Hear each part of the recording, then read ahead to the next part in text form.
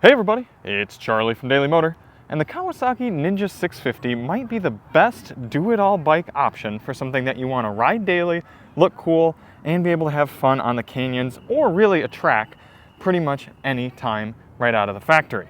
So, I've been spending the last almost a month or so with the Ninja 650, and today we're going to go out and not only test the DM Commuter fuel economy, but also get an idea of what this bike would be like to go for a commuting style ride. So in today's ride, we're going to do about 42 miles of mixed riding. We're going to do some city, some 55-mile-an-hour roads, and some highway in order to get an idea for what this bike would be like if you were riding into the office or riding into school, something that you're going to do daily and not just out there bringing it up to full throttle. Now, we've done quite a few of these fuel economy tests now. We got kind of an idea of what sort of fuel economy you can expect from a motorcycle. Some of the least efficient results we've seen are down in the mid to high 30s, and then we've seen all the way up into the high 60s with some of the smaller motorbikes. This one, I think, stands to do decently well because we've got a fairly moderately powered inline twin that makes a good amount of power all throughout the rev range. So I should be able to get up to speeds no problem without getting hard on the motor. And I'm also curious about how it's going to be comfort-wise, because compared to the Honda CBR 650R that we did this test on last week, this one has a lower seat height, higher handlebars, and should be just a little bit easier and more comfortable to ride throughout the hour and a half of the test. Now that Honda got 53 miles per gallon on this identical test, so today we're going to go and do the exact same route and see if the Ninja can beat it. Another thing that's nice about the Ninja 650 is it only requires 87 octane. So if you're going to be using this and putting a good amount of miles on it, you're not going to be paying extra at the pump. A few other things to note about the test. Outside temperature is about 65 degrees Fahrenheit. I do have the tires set to their cold tire pressure, 32 front and 36 rear. Interestingly, there is no lower tire pressure reading, at least on the placard right here, so it just kind of says max load, 32, 36. But that is quite a bit lower than we were seeing on the Honda, for example. And I'm going to be riding as you might on a standard morning commute. I'm not going to be going crazy. I'm going to try to keep it within 5 miles per hour of the posted speed limit. And, maybe one or two spots where I'm going to take off a little more aggressively for fun, but overall, we're just going to be shifting normally. So without any further ado, let's get the gear on and head to the gas station. Before hopping on the bike, this is a good chance to show off today's video sponsor as well, the Helite leather jacket. Because yeah, it might get up to about 60-65 degrees on the ride, but it's actually in the high 50s right now, and anyone who rides knows once you get moving, it gets cold quickly. So this is my cold weather Helite gear. This is actually an airbag under here. It looks and smells just like a proper leather jacket, but you plug it in, or I think you can get an electronic one as well, hook it up to the bike, and then if I have an accident, it'll inflate, protect my vital organs. And this one actually has padding inside as well, traditional armor on the elbows and on the back. So if you want to get yourself some colder weather riding gear that's still protective and looks cool, Helite. They make a leather vest with an airbag. Again, despite its sport bike styling, the Ninja 650 is so comfortable. I've gone on some longer rides on it so far and haven't been uncomfortable whatsoever. It'll be cool to see how I last today. Also, the turning radius is better than the Honda's. Honda's got a really tight turning radius. We are topped off. I'm going to reset our fuel economy here using the selection buttons on the left side. Let's go down right here. That's live readout, isn't it? Wait, no, we actually have to do it. Okay, this is traction control. This goes to our trip, so let's reset our trip. Oh, these two buttons correspond to those two buttons as well. Oh, I learned something new every day. Okay, I think it's going to be reset now with our different trips. All right. Yeah, we'll see what happens when we start it up. So we're heading out. In the meantime, enjoy this time lapse of the entire ride.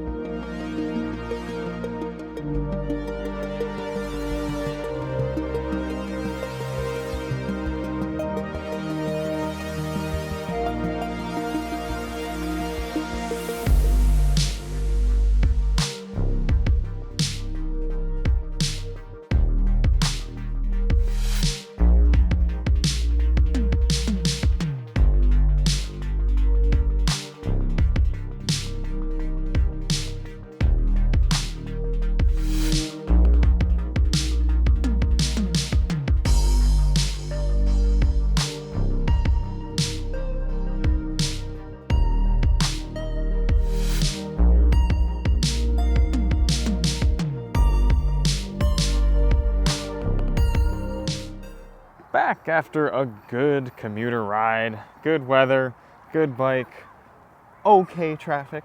A few situations that had to get on the horn a little. Always going to deal with it. But as I said before, the Ninja 650 makes for a great commuter motorcycle.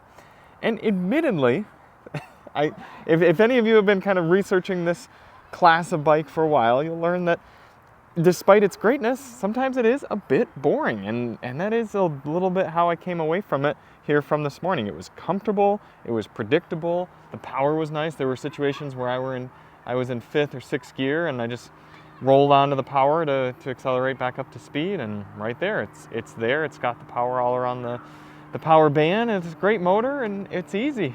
But without having kind of some fun features like the e-clutch on the CBR 650R, or I don't know, cruise control, or just anything to make the bike a little bit more interesting, it does just become a little bit predictable, for better or for worse.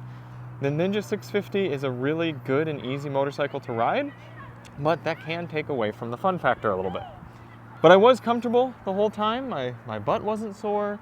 My arms and wrists weren't sore. I will say, if you're going to do a lot of highway riding, the bike isn't quite as easy to tuck down on as the CBR 650R. So I found myself sitting a little bit more upright into the wind, maybe losing a few MPG, and also just kind of getting blown a little bit. It's not as bad as something like the Z650, but it is something to consider that the upright seating position doesn't lend itself quite as well to tucking in.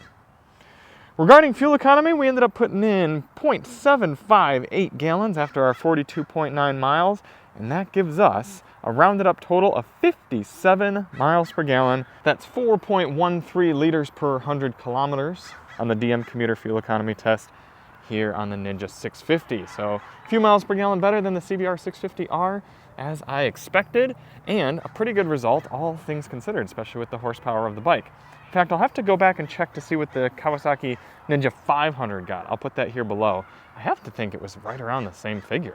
Based on that 4-gallon fuel tank in the Ninja 650, you should be able to squeeze out 220 miles or 350 kilometers on a tank. If you're riding throughout the week, you should be able to go a good amount of time before having to refuel it.